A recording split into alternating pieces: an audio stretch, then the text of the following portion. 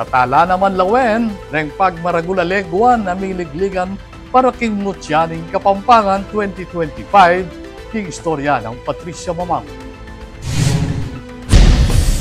Formal na lang kilala rin kandidata ng Mutyaning Kapampangan 2025 king ganapan na sashing ceremony and press presentation ngayong Biyernes, November 12, 2025 king Nuwan Farm and Resort king Balena ning Bacolor. Ing okasyong iti opisyal yang umpisa ning prestiyosong ligligal legwan keti king lalawigan nung nukarin bida ing lagu, kabiasnan ating mabanding kultura dareng Kapampangan. Penny muna ng board member Fritzy David Dizon, ng chairperson ng Mutyaning Kapampangan 2025, ing sashing ceremony kayabe. Din na Provincial Tourism Officer Mike Castañeda, ring miyembro ng Sangguniang Panlalawigan, ing kasalukuyang reyna ng Mutyaning Kapampangan 2024 ay Natalia Margaret Lindsay. King kaya katamo pong bayo ngayon abangan karin batch na po ng mga lagong kandidata ni Mutyaning Kapampangan, yaning Banwang Aini, at nila pong kanya-kanyang kwento na nung rin makabayo at makayakma king karelang represent.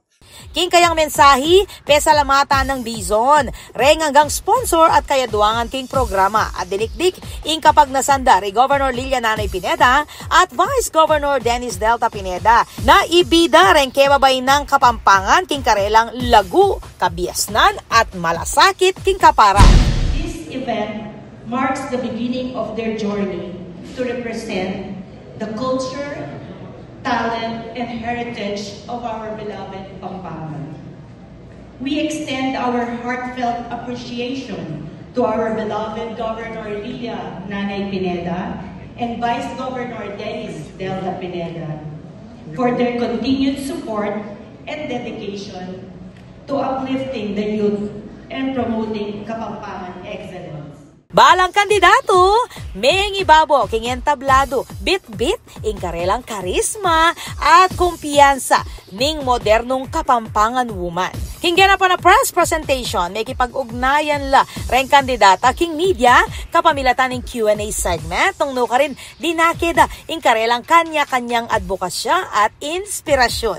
Misunduing selebrasyon king pre-pageant ceremonies king daratangan November 29 nung nuka rin ipakit dang pasibayo rin kandidata ing karelang talento, kabiasnan at lugod king kulturang Kapampangan.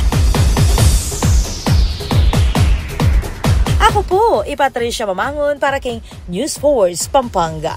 Balitang totoo, king Balen, susuyo.